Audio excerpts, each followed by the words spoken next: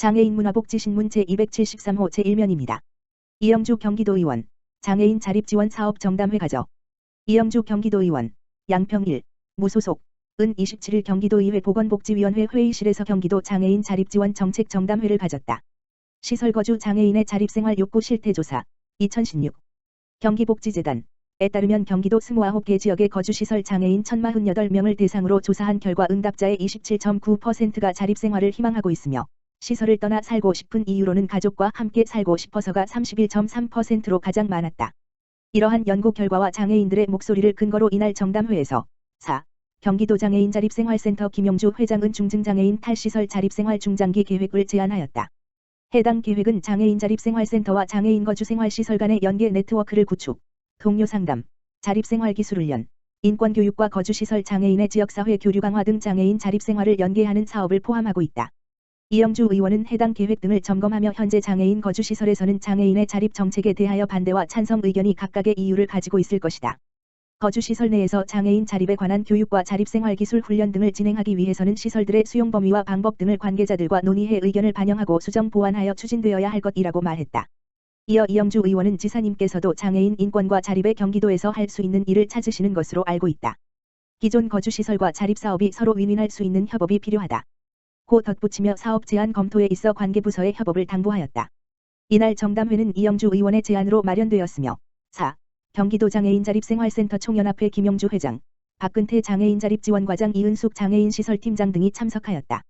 경기도형 발달장애인 평생교육지원센터 26일 구리시에 문 열어 경기도 내 성인 발달장애인의 자립을 돕기 위한 1호 경기도형 발달장애인 평생교육지원센터가 26일 구리시 교문동에 문을 열었다.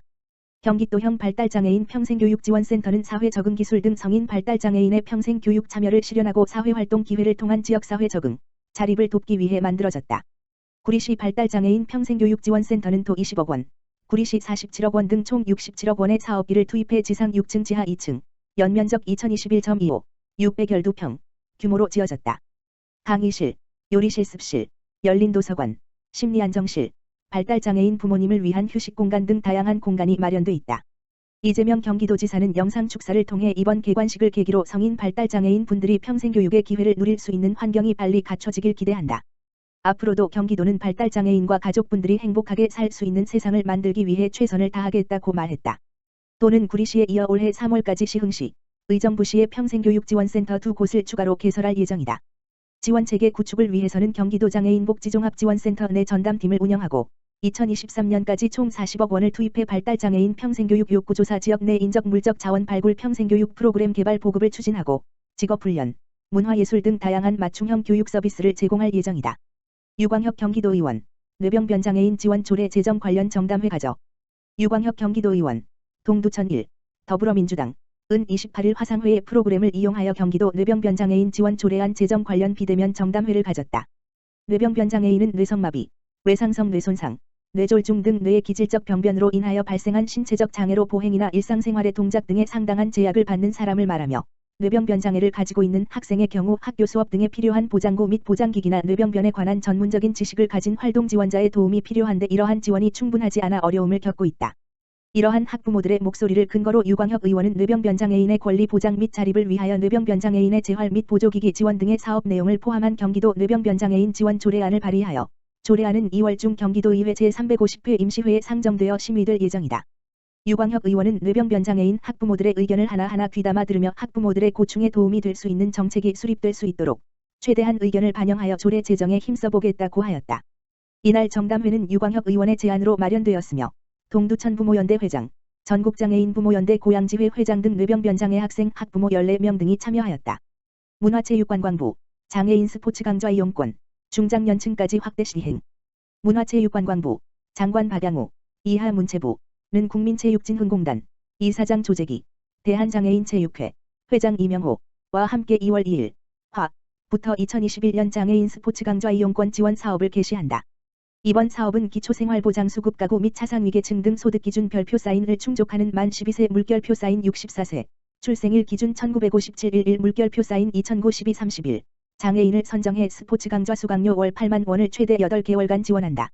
올해는 국민체육진흥기금 36억 원과 지방비 13억 원 등 20년 대비 12억 원이 증액된 49억 원을 투입해 지난해보다 1,900명이 늘어난 총 7,000명을 지원할 예정이다. 특히 지원 연령 상한을 만 49세에서 만 64세까지 확대 별표 사인하고 코로나19로 변화된 생활체육 환경을 고려해 비대면 온라인 체육 강좌도 이용할 수 있도록 개선했다. 스포츠 강좌 이용권은 장애인 스포츠 강좌 이용권 누리집 드바우처.kspo.or.kr에 등록된 가맹시설에서 사용할 수 있다. 국민체육진흥공단은 2월 2일 부터 18일 까지 장애인 스포츠 강좌 이용권 대상자 신청을 받는다. 코로나19 확산 방지를 위해 누리집 드바우처.kspo.or.kr을 통한 비대면 신청을 중심으로 운영할 계획이다. 온라인으로 신청할 수 없는 경우에는 코로나19 예방 수칙을 준수한 가운데 신청자 주민등록지 관할 시군구청 또는 주민센터를 방문해 신청할 수 있다. 문체부와 국민체육진흥공단은 신청자 접수와 대상자 선정이 완료되는 3월부터 장애인 스포츠 강좌 이용권을 사용할 수 있도록 준비할 계획이다.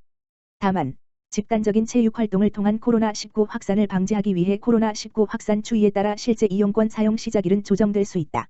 문체부 정책 담당자는 장애인들이 스포츠 강좌 이용권 사업을 통해 생활체육을 더욱 많이 즐기고 건강한 삶을 만들어갈 수 있도록 지원을 확대해 나갈 것이라며 장애인 스포츠 강좌 이용이 활성화될 수 있도록 이용자와 현장의 의견을 적극 수렴해 제도를 계속 개선해 나가겠다라고 밝혔다. 또 경기도 중장년 인생지원 사업 협력대학 모집 경기도가 중장년층을 위한 상담, 교육, 복지 서비스와 노후 준비 지원을 함께 할 경기도 중장년 인생지원 사업 협력대학을 모집한다. 모집 대상은 도내 위치한 학교법인으로 등록된 대학으로 사립, 국립, 4년제, 3년제 모두 지원 가능하다. 단, 최근 3년간 정부재정 지원 제한 대학으로 선정된 경우에는 신청이 불가하다. 또는 평가위원회 서류 심사와 현장 실사를 거쳐 2월 중 남부 북부 지역 각 1개 학교를 최종 선정할 예정이다.